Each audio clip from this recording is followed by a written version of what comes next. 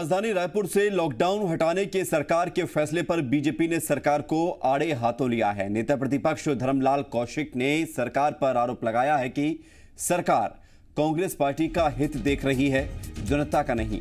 कांग्रेस के राजनीतिक कार्यक्रम है, इस वजह से लॉकडाउन खत्म किया गया है। जनहित से सरकार का कोई लेना देना नहीं है। वहीं पूर्व मंत्री बृजमोहन अग्रवाल ने भी लॉकडाउन हटाने की वजह राजनीतिक मकसद बताया है। उन्होंने कहा है कि लॉकडाउन खत्म करने के लिए कोई समीक्षा नहीं हुई है।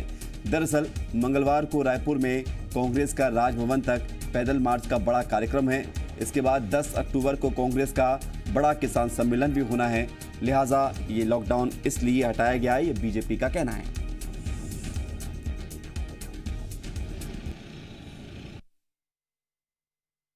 कार्यक्रम के नाम से पहले भी लॉकडाउन को शिथिल रखा गया था, कोरोना फैलाया गया।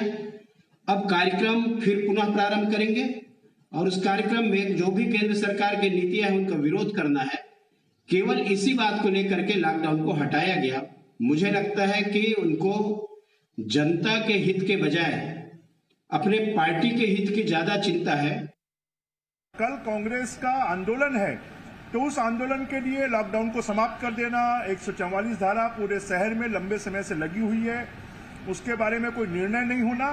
तो क्या सत्ता पार्टी अपने हित के लिए, अपने स्वार्थ के लिए जैसा चाहे वैसा जनता के जीवन को संकट में डाल सकती है?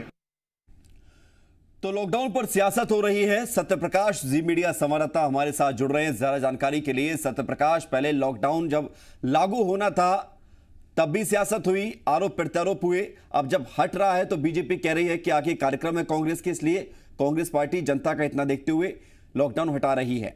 इसके क्या मायने हैं? बिल्कुल, देखिए इसमें गौर करने वाली बात यह है कि 29 सितंबर का मतलब कल का जो कांग्रेस का कार्यक्रम है ये पहले घोषित हुआ। मतलब कि पहले का मतलब ऐसा नहीं है कि जो रायपुर में अभी पूर्ण लॉकडाउन की स्थिति थी उससे पहले, बल्कि अभी 2-3 दिन पहले ही घोषित हुआ है।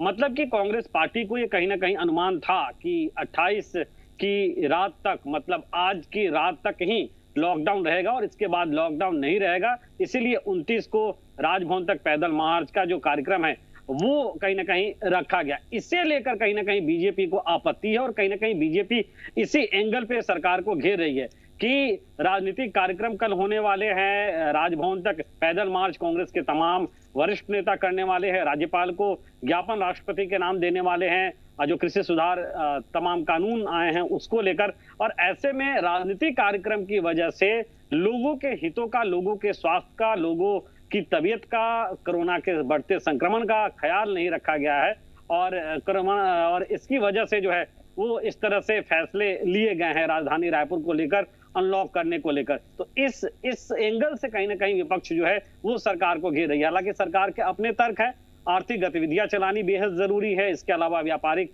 संगठनों के भी कई सारे ये मांग थी कि छोटे छोटे जो व्यवसाय हैं वो बहुत ज्यादा प्रभावित हो रहे हैं, रोजी रोटी का संकट हो रहा है, ऐसे में लॉकडाउन खोला जाए। तो अपने अपने तर्क हैं, लेकिन सियासत अपने चरम पे है। लेकिन सत्यप्रकाश, सियासत सत्ता और विपक्ष की आधार है, ये होना चाहिए, क्योंकि यदि लोगों का इससे भला होता है। लेकिन सवाल ये है कि लॉकडाउन लगा, उससे कितना फायदा मिला?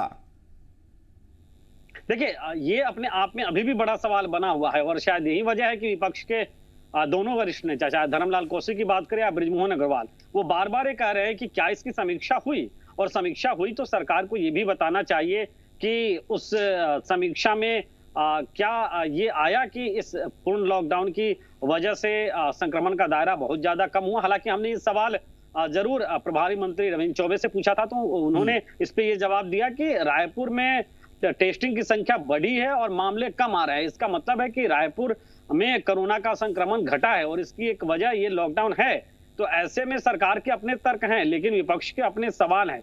अब फैसला जनता को करना है कि वो किसके सवालों को जायज मानती है या सरकार के तर्कों को जायज मानती है। बिल्कुल सत्यप्रकाश, और जनता के लिए सरकार को यह भी सोचना है कि लॉकडाउन जनता के हित में ही अगर लगाने की जरूरत महसूस हो तो लगाए जाएं या हटाए जाएं। बहुत शुक्रिया आपका हमारे साथ जुड़ने के लिए सत्यप्रकाश, और तमाम जानकारी देने के लिए।